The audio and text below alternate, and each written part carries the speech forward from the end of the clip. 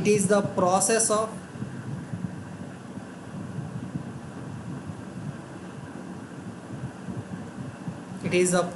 of introducing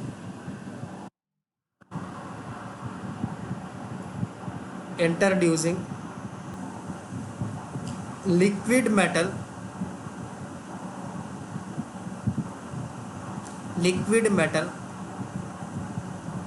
into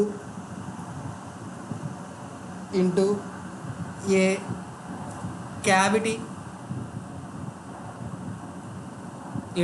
cavity of required shape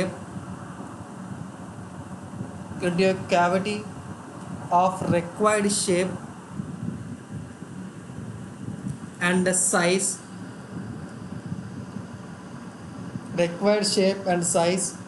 comma upon solidification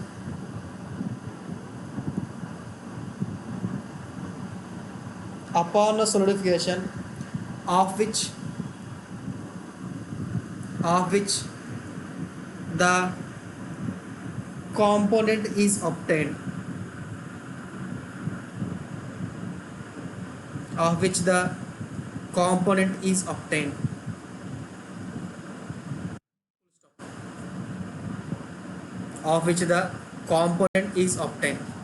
full stop. Required కన్నా desired size and shape అంటారు. Desired size and shape is called as cast. ఓకేనా? So can anyone say what are the advantages of casting? Casting process వల్ల ఏమైనా advantages ఉన్నాయా other మెషినింగ్తో పోల్చుకుంటే? Casting process వల్ల మనకి ఏమైనా అడ్వాంటేజెస్ ఉన్నాయో చెప్పండి ఒకసారి. మీకేం తెలిసిన అడ్వాంటేజెస్? మీరు అందరూ కూడా కాస్టింగ్ గురించి ఆల్రెడీ చదివేసి ఉంటారు. మీకు తెలిసి మనకి ఏంటి, కాస్టింగ్ ఉపయోగించుకొని ఎటువంటి షేప్ అయినా సరే ఓకేనా మనం ఫామ్ చేసుకోవచ్చు. ఓకేనా? ఫస్ట్ పాయింట్ రాసుకో. కాంప్లెక్స్ కాంపోనెంట్స్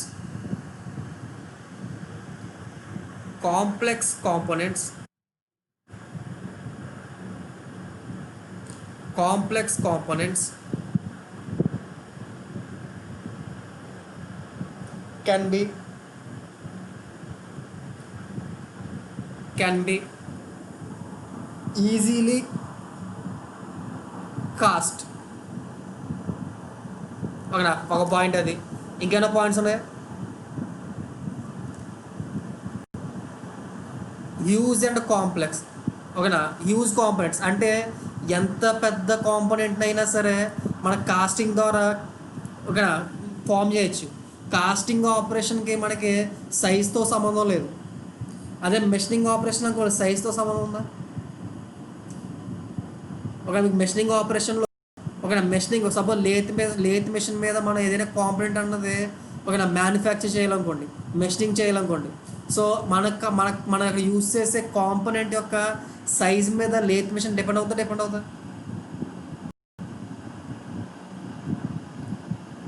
అవుతా సైజుకి మెషినింగ్కి సంబంధం ఉందా? ఇప్పుడు for example taper turning operation చేద్దాం అనుకుంటున్నాను. ఇప్పుడు ట్యాపర్ టర్నింగ్ ఆపరేషన్ చేయాలనుకుంటే నేను ఒక టైల్ స్టాక్ హాఫ్ సెట్ మీద ఉపయోగిద్దాం అనుకుంటున్నాను. సో ఎంత పెద్ద సైజ్ అంతా చేయొచ్చు దాని మీద? ఆ కొన్ని లిమిటేషన్స్ ఉండవు కదా సైజ్ పరంగా. ఓకేనా?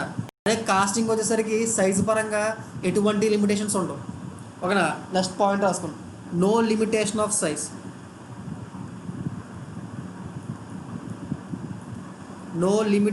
సైజ్. ఓకేనా? ఇంకేం పాయింట్స్ అని చెప్పగలరా? అందరూ కాంప్లెక్స్ షేప్స్. వాయిస్ వస్తుంది, ఇప్పుడు బ్రేక్ అవుతుంది. ఇంకా క్యాస్ట్లో మెయిన్ డిఫెక్ట్ అది. మ్యానుఫ్యాక్చరింగ్ కాస్ట్ అని చాలా తక్కువ.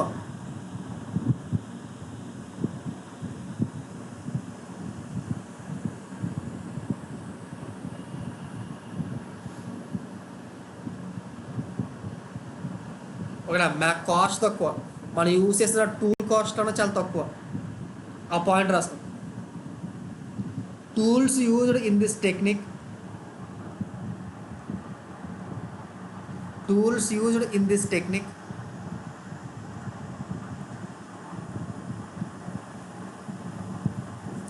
are less expensive.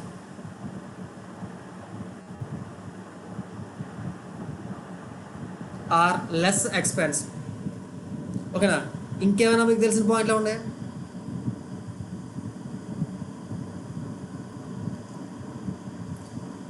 ఇంకేమైనా మీకు తెలిసిన పాయింట్లు ఉంటాయా? టూల్స్ యూజ్డ్ ఈజ్ కాస్టింగ్ లో కాస్ట్. నైస్. మ్యానుఫ్యాక్చరింగ్ టైం అనేది తక్కువ ఏమి ఉండదు, మ్యానుఫ్యాక్చరింగ్ టైం అనేది ఎక్కువ ఉంటుంది. ఎందుకంటే ఆ మోల్టెన్ లిక్విడ్ని మెల్ట్ చేయాలి, దానిలో పోర్ చేయాలి, దాన్ని సొలిడిఫికేషన్ చేయాలి. నెక్స్ట్ దానికంటే ముందు మనం ప్యాటర్న్ తయారు చేసుకోవాలి. ప్యాటర్న్ చేసుకున్న తర్వాత ఆ ప్యాటర్న్ యూస్ చేసుకుని మోల్డ్ క్యావిటీ తయారు చేయాలి. ఆ మోల్డ్ క్యావిటీ తయారు చేయడానికి రిక్వైర్డ్. నెక్స్ట్ ఏంటంటే మనకి ఇప్పుడు మెషినింగ్ చేసామనుకోండి, ఇప్పుడు మెషినింగ్ చేసేటప్పుడు వర్క్ పీస్ యొక్క ప్రాపర్టీస్ అన్నవే ఆ మెషినింగ్ మీద ప్రభావం చూపిస్తాయి.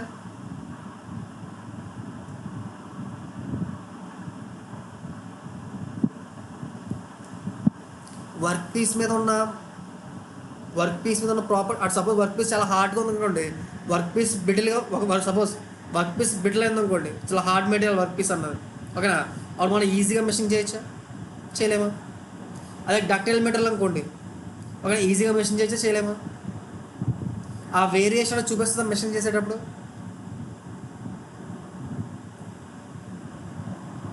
ఆ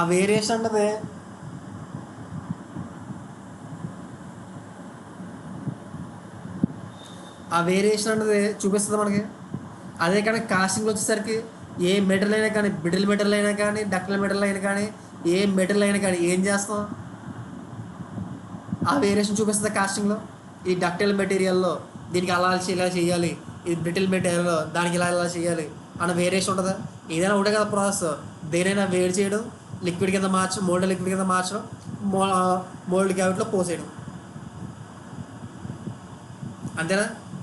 so brittle materials, ductile materials అన్న వేరియేషన్ అన్నది ఓకేనా? సో మనకి మెషినింగ్లో ఉంటుంది తప్ప కాస్టింగ్లో ఉండదు. Properties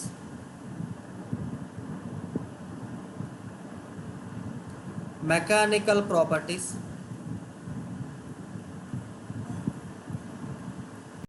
does not influence the process.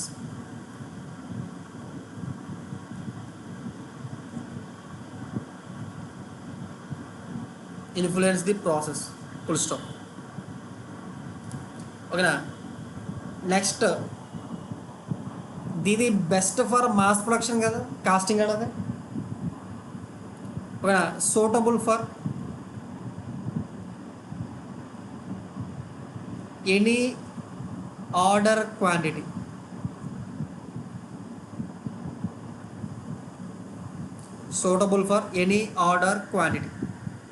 ఓకేనా? ఇవి అడ్వాంటేజెస్. ఓకేనా? నెక్స్ట్ డిసడ్వాంటేజ్ లేదా లిమిటేషన్స్ కూడా. డిసడ్వాంటేజెస్ అనుకుందాము లేక లిమిటేషన్స్ అనుకుందాం, మన ఇష్టం, ఓకేనా? సో లిమిటేషన్స్ అనుకుందాం. డిసడ్వాంటేజెస్ కన్నా బెటర్ వర్డ్ ఏంటంటే limitations.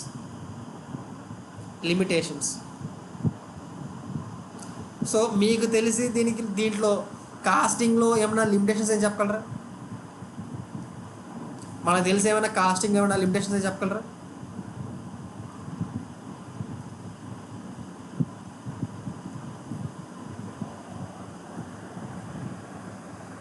Poor surface finish.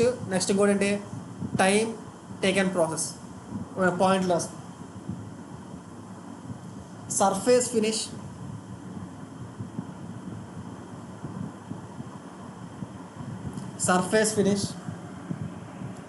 of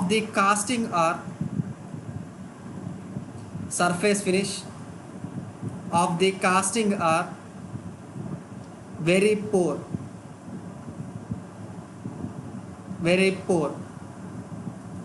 First point, Second point, it is a time consuming and laborious process. It is a time consuming and laborious process.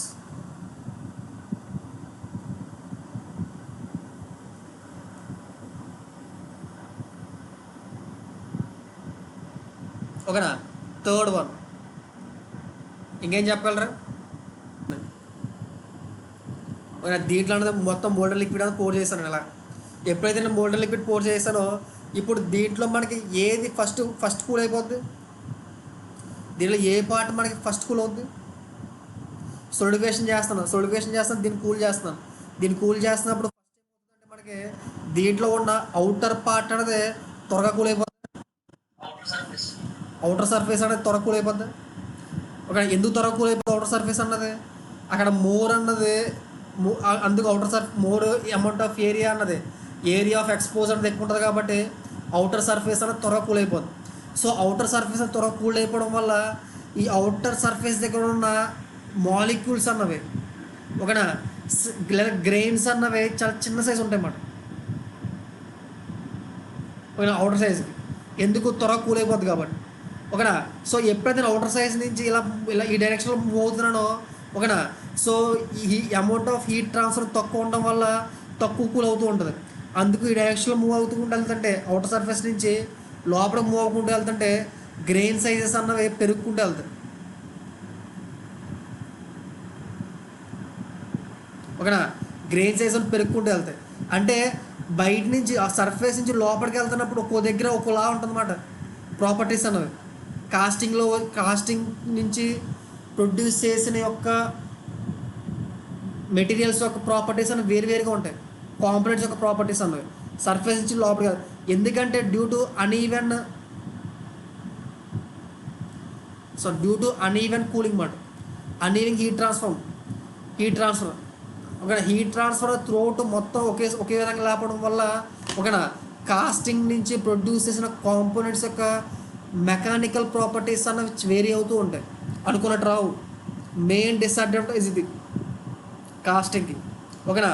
ఇంకోటి ఏంటంటే blow holes, వాటినే gas defects అంటాం. అర్థమైందా point ఇది ఓకేనా. ఇది ఆ పాయింట్ రాసు. Mechanical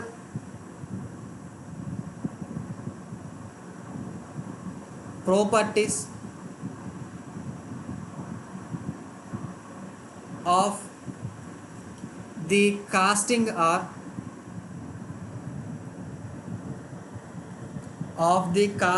are not uniform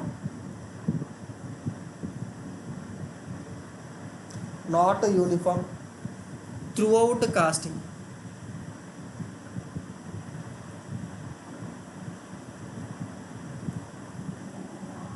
This is due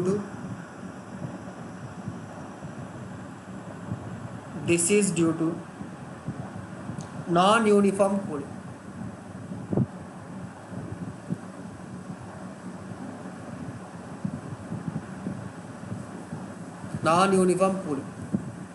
Next point.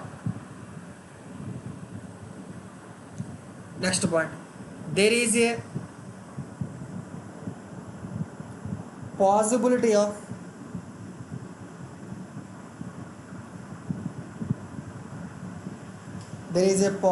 of gas defects in the casting.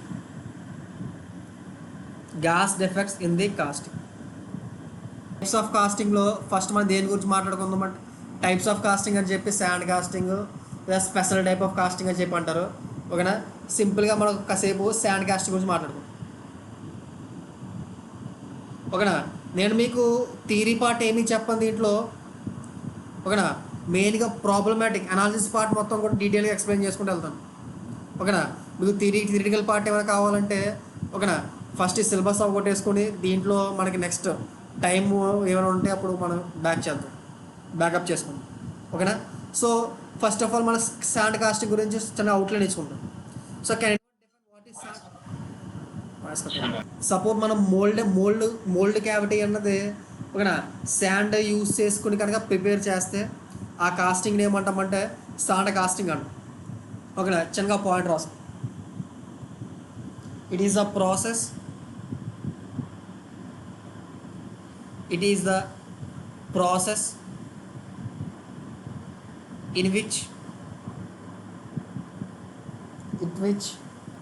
metal is poured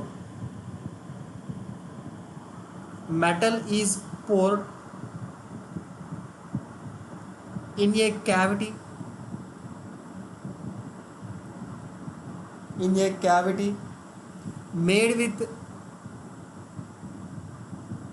made with sand mix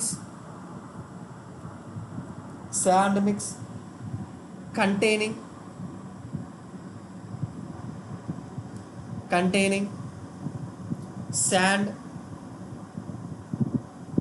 clay, water and additives if any. ఓకేనా? దాన్ని ఏమంటామంటే శాండ్ కాస్టింగ్ అంటాం. ఓకేనా? ఇప్పుడు sand casting చేస్తున్నప్పుడు మనం దాంట్లో sand casting అనేది చేస్తున్నప్పుడు దాంట్లో చేసే స్టెప్ 1, స్టెప్ 2, స్టెప్ 3 ఏ వేరియస్ ప్రాసెస్ అన్నవి ఏమి ఫాలో అవుతాం అన్నది మీరు స్టెప్ బై స్టెప్ చెప్తారా? సపోజ్ నేను ఒక క్యూబికల్ కాంపోనెంట్ చేద్దాం అనుకోండి. ఫస్ట్ నేను నా ఏమేంటంటే ఇలా ఒక క్యూబికల్ కాంపోనెంట్ని ప్రిపేర్ చేద్దాం అనుకుంటున్నాను. ఓకేనా? శాండ్ కాస్టింగ్ ఉపయోగించి ఒక క్యూబికల్ కాంపోనెంట్ని ప్రిపేర్ చేద్దాం అనుకుంటున్నాను. ఓకేనా? సో ఒక క్యూబికల్ కాంపోనెంట్ని ప్రిపేర్ చేయడానికి ఓకేనా ఇప్పుడు ఒక శాండ్ కాస్టింగ్లో దాంట్లో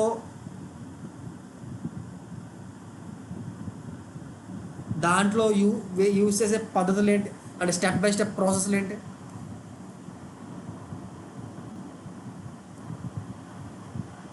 దాంట్లో యూజ్ చేసే ప్రాసెస్లు ఏంటి చెప్పగలరా?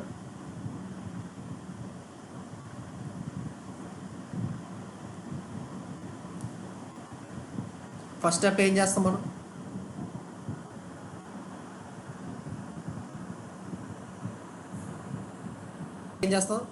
ప్యాటర్న్ తయారు చేసుకుంటాం. ఫస్ట్ ఆఫ్ ఆల్ ప్యాటర్న్ అంటే ఏంటి? What is pattern? Okay, pattern అంటే ఏంటంటే ఫస్ట్ ఏం చేస్తామంటే మనకి ఏదైతే నాకు క్యూబికల్ షేప్ కావాలనుకుంటున్నాను కదా, ఈ క్యూబికల్ షేప్ ఏదైతే డైమెన్షన్స్ ఉన్నాయో సేమ్ ఇదే విధంగా ఒక దాన్ని తయారు చేసుకుంటారు అనమాట. ఒక వుడ్తో కానీ ఏదైనా సమ్ మెటల్తో కానీ. ఓకేనా? యాజ్ ఇట్ ఈస్గా నాకు ఏదైతే షేప్ కావాలో ఆ షేప్తో ఒక వుడ్తో కానీ ఒక మెటల్తో కానీ సేమ్ డైమెన్షన్స్తో ఒక పీస్ని నథింగ్ బట్ రెప్లికాని తయారు చేసుకుంటారు అనమాట. దాన్ని ఏమంటామంటే ప్యాటర్న్ అంటాం. ఓకేనా? ప్యాటర్న్ అంటాం. ఓకేనా? ఆ పాయింట్ రాసుకో. ఫస్ట్ ఏం చేయాలి మనం? ఫస్ట్ స్టెప్ ఏం చేయాలి? ప్యాటర్న్ని డిజైన్ చేసుకోవాలి. అంతేనా? Pattern design and development.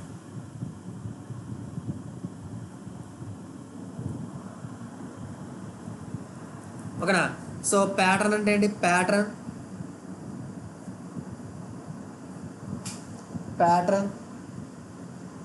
Is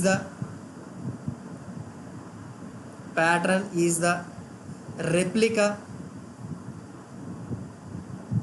of the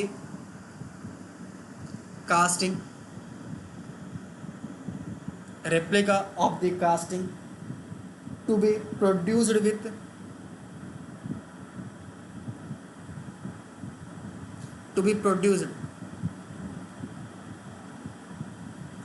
produced component.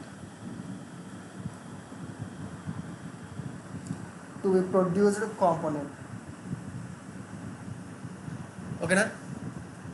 ఓకేనా? సో ఓకే, నేను ప్యాటర్న్ తయారు చేసుకున్నాను.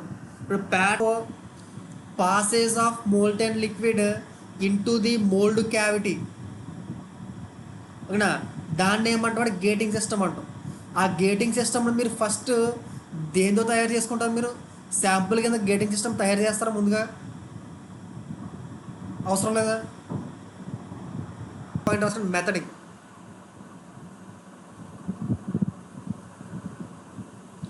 నెక్స్ట్ పాయింట్ ఏంటంటే మెథడింగ్.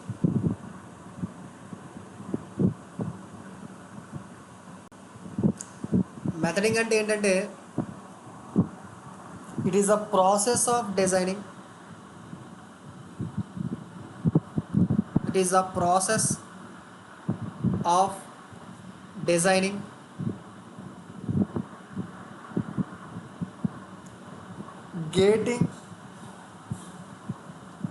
gating and riser systems.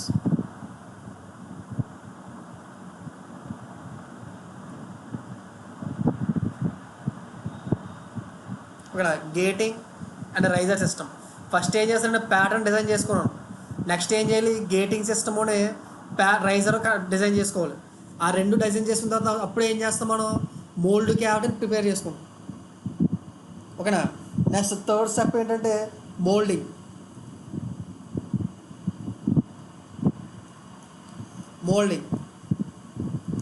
ఓకేనా. సో మోల్డింగ్ ఏం చేసుకుంటామంటే దీంట్లో, ఓకేనా, సో ఇప్పుడు డిజైన్ చేసిన ప్యాటర్న్ని, గేటింగ్ సిస్టమ్ని, ఓకేనా, శాండ్ మిక్స్ని యూస్ చేసుకొని ఒక మోల్డ్ని తయారు చేసుకుంటాం మనం. ఓకే, దాన్ని ఏమంటాం? మోల్డింగ్ అంటాం. ఓకేనా. It is the process of making, it is the process of making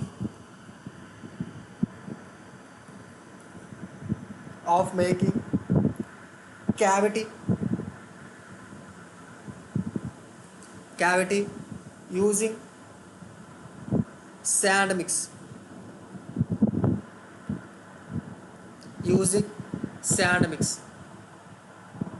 ఓకేనా. ఓకేనా. ఈ మూడు స్టెప్స్ చదవండి. లిక్విడ్ మెటల్ని పోర్ చేస్తాం. ఓకేనా. అంటే ఇప్పుడు నేను ఏం చేయాలంటే, ఇప్పుడు కాస్టింగ్ని ఏ మెటీరియల్తో తయారు చేయాలనుకుంటున్నానో ఆ రా మెటీరియల్ని తీసుకుంటాను. ఆ రా మెటీరియల్ తీసుకుని, ఓకేనా, ఫస్ట్ ఏం చేయాలి? ఆ రా మెటీరియల్ని హీట్ చేయాలి. ఓకేనా. ఇప్పుడు నేను ఆ రా మెటీరియల్ని ఎంత టెంపరేచర్ వరకు హీట్ చేయాలి? నేను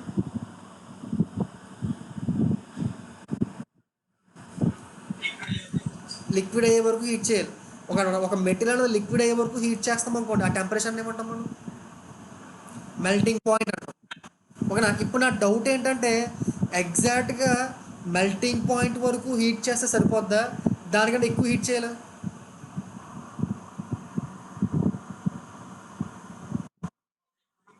ఎందుకు కొంచెం ఎక్కువ హీట్ చేయాలి?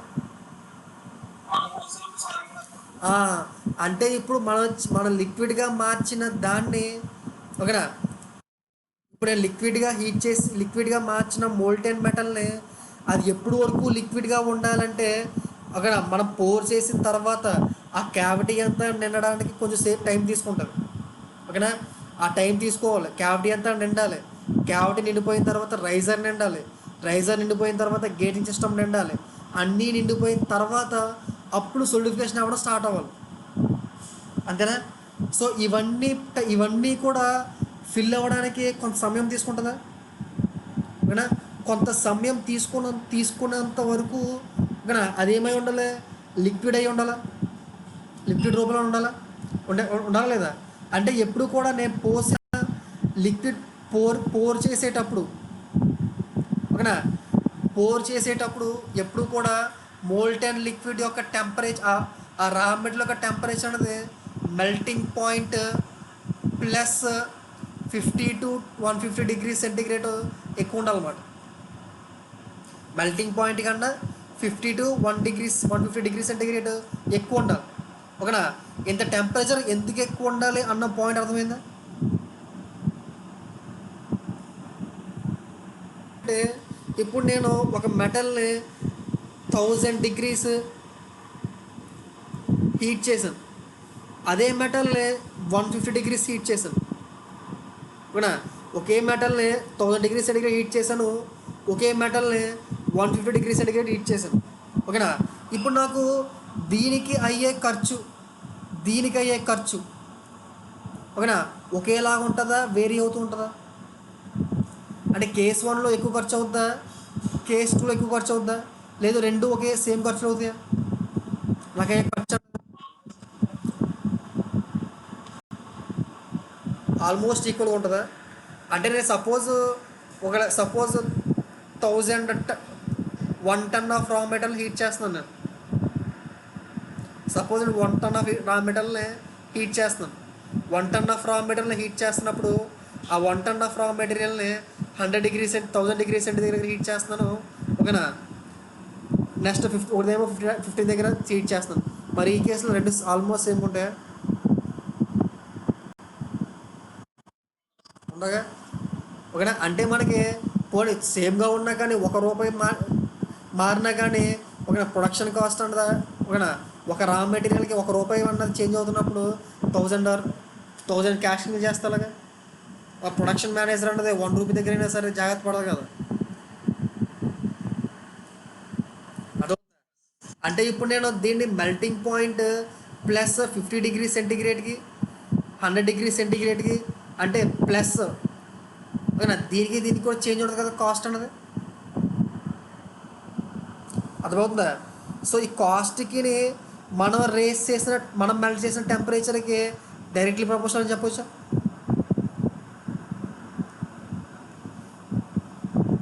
అప్పుడు డైరెక్ట్లీ ప్రపోర్షనల్ చెప్పొచ్చా? నేను ఎంత టెంపరేచర్ వరకు మోల్టెన్ లిక్విడ్ని హీట్ చేస్తున్నాను అన్న దానికి నాకు అయ్యే ఖర్చుకి నేను డైరెక్ట్లీ ప్రపోర్షనల్ చెప్పొచ్చా నేను?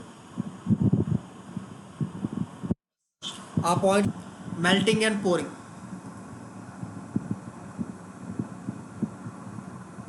Melting and pouring.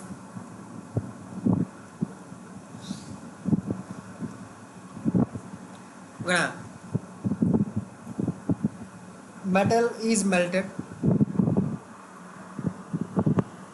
metal is melted in the furnace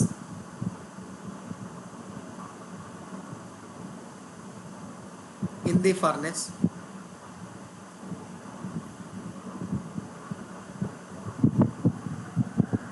furnace is brought to the mold system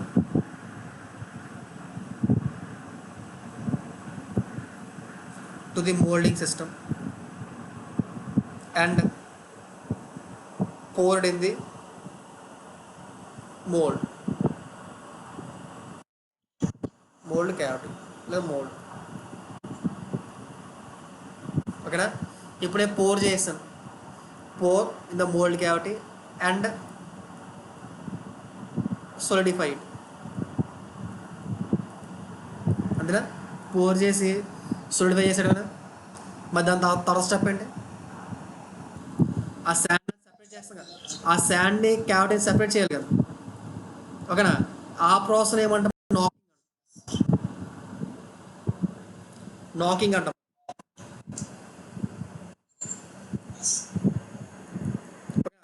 అంటే ఇప్పుడు దీన్ని ఎలా ఎలా సెపరేట్ చేస్తామంటే నెక్స్ట్ ఈ శాండ్ క్యావిటీ మొత్తం కూడా వెళ్ళి ఒక వైబ్రేటర్ మీద ప్లేస్ చేస్తుంది. ఇది వైబ్రేటర్ అనుకోండి సపోజ్. ఓకేనా? ఒక వైబ్రేటర్ మీద ప్లేస్ చేస్తాం. ఎప్పుడైతే నేను ఈ వైబ్రేటర్ మీద ఇది వైబ్రేట్ చేశాను అనుకోండి గట్టిగా, అప్పుడు ఈరోజు శాండ్ అంతా ఏమైపోద్ది?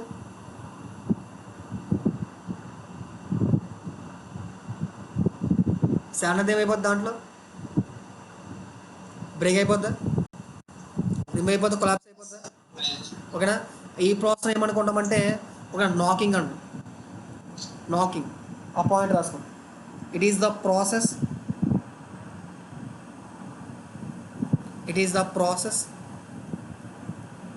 ఆఫ్ బ్రేకింగ్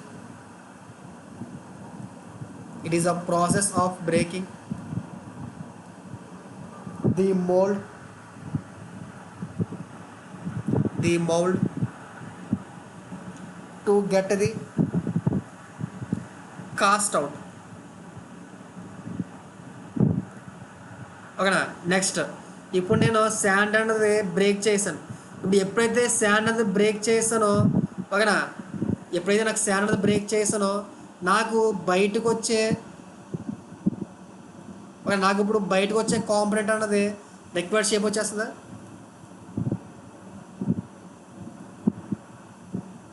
నాకు ఈ షేప్ కావాలనుకోండి నేను, ఓకేనా, ఈ షేప్లో వచ్చేస్తుంది. నాకు ఈ షేప్లో రాదు. ఎలా వస్తుంది? దీంతో పాటు ఏముంటాయి దీనికి? ఎక్స్ట్రా శాండ్ పార్టికల్స్ కాదు, కానీ ఇలా ఒక రైజరు, ఇలా గేటింగ్ సిస్టమ్ ఇవి కూడా ఉంటాయి దీంట్లో, ఇవి కూడా ఉంటాయా? అప్పుడు ఏం చేయాలి మనం? ఇప్పుడు నెక్స్ట్ ఇలా వస్తుంది మనకి. ఎప్పుడైతే నేను శాండ్ క్యావిటీని బ్రేక్ చేసానో నాకు వచ్చే కాంపోనెంట్ షేప్ అన్నది ఇలా ఉంటుంది, ఓకేనా. ఇప్పుడు నేను ఏం చేయాలి అంటే దీన్ని, ఈ గేటింగ్ సిస్టమ్ని ఇలా ఇక్కడ దాకా కట్ చేసుకోవాలి. నెక్స్ట్ ఈ రైజర్ ఇలా కట్ చేసుకోవాలా, ఓకేనా. ఓకేనా, దాన్ని ఏమంటే ఫెల్టింగ్ అంట. ఆ ప్రాసెస్ ఏమంటే removing of gating system and raiser is called pelting, ఓకేనా. నెక్స్ట్ ఇక్కడ నాకింగ్ గురించి రాసాం కదా. ఇది ఎలా జనరల్గా ఏం చేస్తామంటే నాకింగ్ అన్నది it is done by placing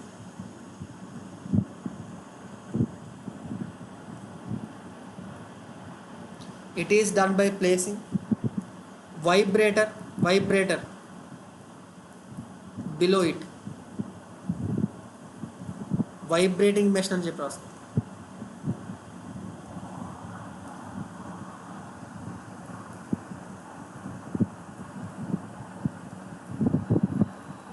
below it,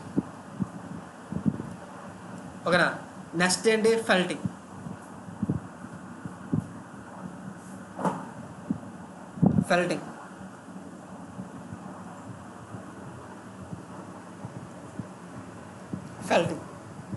It is a process of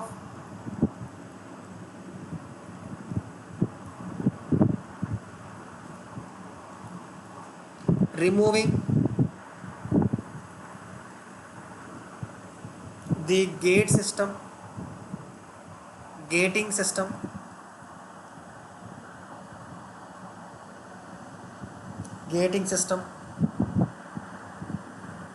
and the riser from the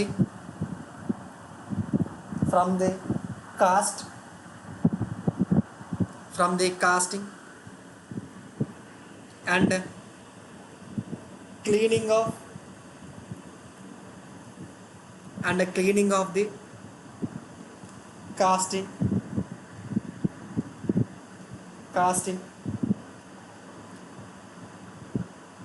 is called felting. Clean చేస్తాం. దాని తర్వాత ఏం చేస్తాం? ఇన్స్పెక్షన్ చేసుకుంటాం.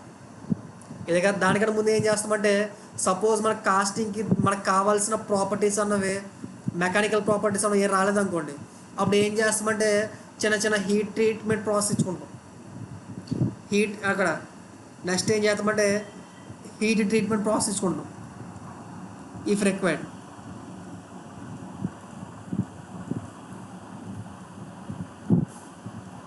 ఓకేనా. అండ్ ఫైనల్గా ఏం చేస్తాం? ఇన్స్పెక్షన్. ఫైనల్ ఇన్స్పెక్షన్ చేసుకొని మనకు రిక్వైర్డ్ షేప్స్ వచ్చేస్తే ఇచ్చేస్తాం. ఫైనల్ ఇన్స్పెక్షన్ అండ్ టెస్టింగ్, ఓకేనా. ఇది ఒక కాస్టింగ్లో మనం ప్యాటర్న్ని డిజైన్ చేసుకునేటప్పుడు ఎటువంటి జాగ్రత్తలు తీసుకోవాలి అన్న దాని గురించి ఫస్ట్ మాట్లాడుకోండి, ఓకేనా. సో హెడ్డింగ్ పెట్టుకోండి, pattern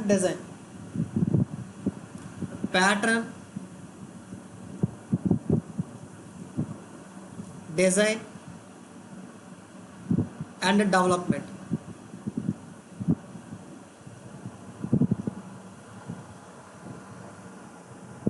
pattern design and development. మనకు చూడండి సార్, ఫస్ట్ మన కాస్టింగ్లో ఉపయోగించే ప్రతి అన్నీ కూడా, ప్రతి రా మెటీరియల్స్ అన్నీ కూడా మెటల్సేనా?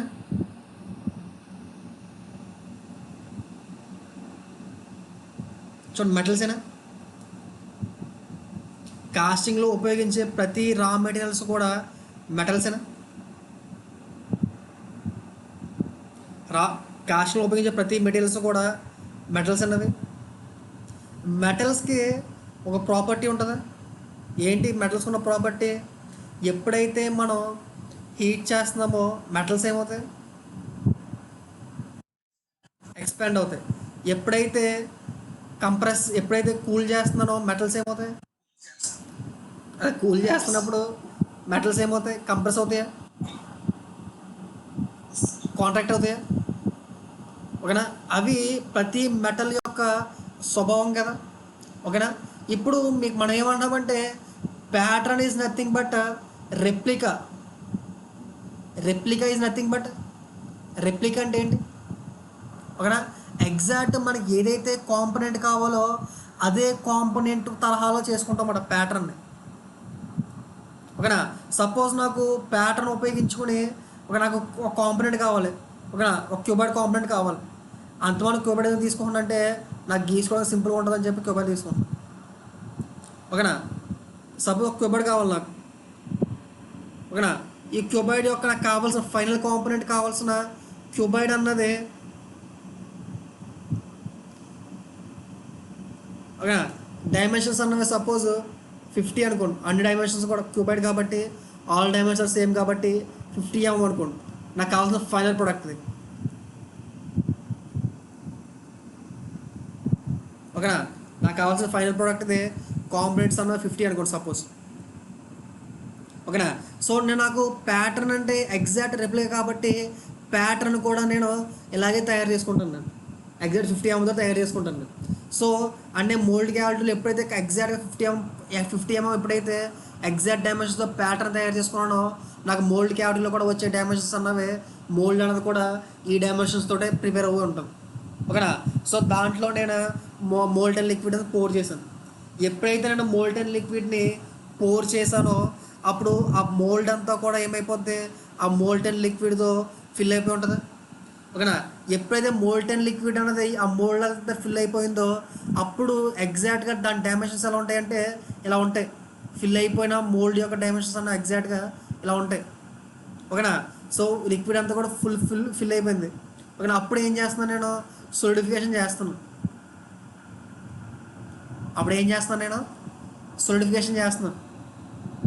ఓకేనా? అప్పుడు సోలిడిఫికేషన్ చేసేటప్పుడు, ఓకేనా, అప్పుడు ఆ లిక్విడ్ అంతా ఏమవుతుంది? అప్పుడు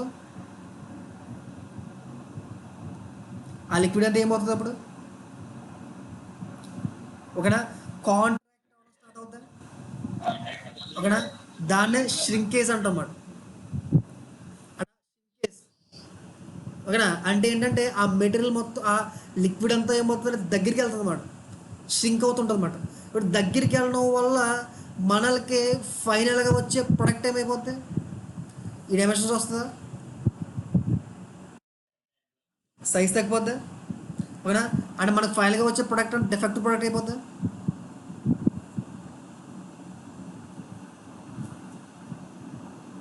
డిఫెక్టివ్ ప్రొడక్ట్ అయిపోద్దా అవుదా? అయిపోద్దా? ఓకేనా? ఇది ఒకటి. అంటే ఇప్పుడు అంటే ఎగ్జాక్ట్గా ప్యాటర్న్ నేను ఎగ్జాక్ట్గా నాకు ఏదైతే కాంపొనెంట్ కావాలో ఆ కాంపొనెంట్ ఎగ్జాక్ట్ డైమెన్షన్స్తో చేసుకోండి అనుకోండి. ఓకేనా? ఫస్ట్ వచ్చే డ్రాబ్యాక్ ఇదన్నమాట. ఓకేనా? ఆ డ్రాబ్యాక్ని ఏమంటామంటే ష్రింకేజ్ అంటాం. ష్రింకేజ్ వల్ల వచ్చే డ్రాబ్యాక్ అన్నమాట. ఓకేనా? దానివల్ల నాకు వచ్చే ఫైనల్ ప్రోడక్ట్ అనేది డిఫెక్టివ్ ప్రోడక్ట్ వస్తుంది. కావాల్సిన సైజెస్తో రాదు. ఓకేనా? ఓకేనా సెకండ్ ఇప్పుడు నేను ఏం చేస్తాను? సేమ్ ప్యాటర్న్ అన్నది ఎగ్జాక్ట్గా నాకు ఫైనల్గా వచ్చే కాంపౌండ్, మళ్ళీ చెప్పనా ఈ పాయింట్ అర్థం కదా? వచ్చే కాంపోనెంట్స్లో, కాస్టింగ్ చేసి ప్రొడ్యూస్ చేసిన కాంపోనెంట్స్లో సర్ఫేస్ ఫినిష్ ఎలా ఉంటుంది?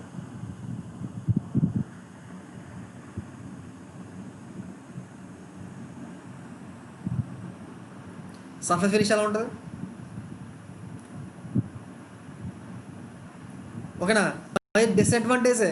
ఓకేనా? దాన్ని రెక్టిఫై ఎలా చేస్తామో అన్నది నేర్చుకుంటాం మనం. ఓకేనా? దాన్ని ఎలా రెక్టిఫై చేసుకోవాలి దాని గురించి నేర్చుకుంటాం మనం ఇప్పుడు. ఓకేనా? ఇప్పుడు మరి ఓకేనా, సర్ఫేస్ ఫినిష్ అనేది చాలా తక్కువ ఉంటుంది. Poor surface finish. Okay, nice. ఓకేనా? పువర్ సర్ఫేస్ ఫినిష్ కాబట్టి మనకి సర్ఫేస్ ఫినిష్ అన్నది పెరగాలంటే, బాగా రావాలంటే ఏం చేస్తాం? అప్పుడు వచ్చిన కాంపోనెంట్ని మళ్ళీ మెషినింగ్ చేస్తాం. అంతేనా? వచ్చిన కాంపోనెంట్ ఏం చేస్తాం? మళ్ళీ మెషినింగ్ చేస్తాం. నీట్గా పైన ఉన్న లేయర్ మొత్తం మెషినింగ్ చేసేసుకోవడం వల్ల ఓకేనా ఏమవుతుంది? మనకి సర్ఫేస్ ఫినిష్ అనేది బాగా వస్తుంది. అది కాస్టింగ్లో చేసే ప్రొసీజర్. ఇప్పుడు నేను ఎగ్జాక్ట్గా నాకు ఫైనల్ ప్రోడక్ట్ ఏం కావాలంటే 50 mm డైమెన్షన్ ఉన్న ప్రోడక్ట్ కావాలి. నేను ప్యాటర్న్ ఎగ్జాక్ట్గా సేమ్ డైమెన్షన్స్ ఇచ్చి తయారు చేసుకున్నాను. ఇప్పుడు దీని సర్ఫేస్ ఫినిష్ బాగా రాలేదు. అప్పుడు నేను ఏం చేయాలి? అప్పుడు నేను దాన్ని మెషినింగ్ చేయాలి. అప్పుడు మెషినింగ్ చేయడం వల్ల దానికి డైమెన్షన్స్ ఏమైపోతాయి? మెషినింగ్ చేయడం వల్ల దాని డైమెన్షన్ ఏమైపోతాయి? మళ్ళీ తగ్గిపోతాయా? తగ్గిపోద్దా? మరి అప్పుడు కూడా మనకు కావాల్సిన కాంపోనెంట్ అన్నది సేమ్ సైజులో వస్తుందా? రాదా? ఓకేనా? అంటే ఇప్పుడు మనకి ప్యాటర్న్ని ఏదైతే ఫైనల్ ప్రోడక్ట్ కావాలో ఆ ఫైనల్ ప్రోడక్ట్ కింద తయారు చేసుకుంటే మీకు ఎన్ని డ్రాబ్యాక్స్ చెప్పాను? 2 డ్రాబ్యాక్స్ చెప్పనా? ఓకేనా? థర్డ్ డ్రాబ్యాక్ దగ్గరికి వెళ్దాం.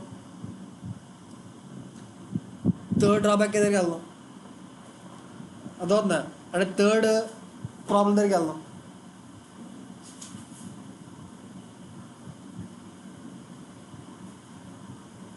ఓకేనా?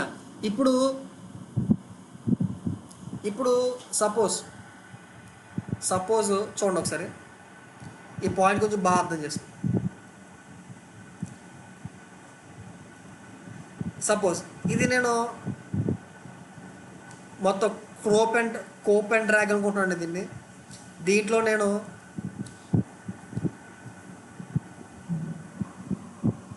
ఓకేనా, ఇది నా మోల్డ్ క్యావిటీ అనుకుంటున్నాను.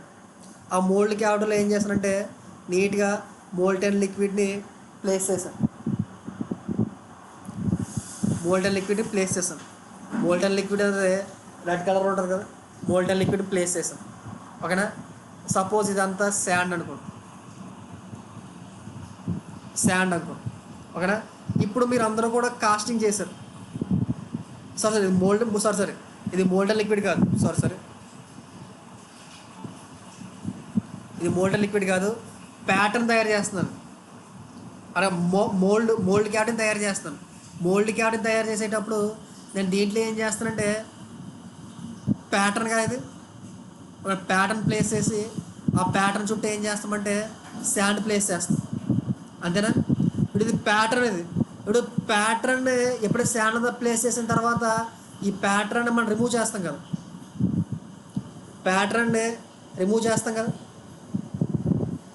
ఓకేనా? మీరు ఇప్పుడు ప్యాటర్న్ రిమూవ్ చేసేటప్పుడు ఎలా రిమూవ్ చేస్తారు? ప్యాటర్న్ మోల్డ్లో నుంచి రిమూవ్ చేస్తారు కదా. ఓకేనా? ఆ ప్యాటర్న్ మోల్డ్లో నుంచి రిమూవ్ చేసేటప్పుడు మీరు ఎలా చేస్తారు?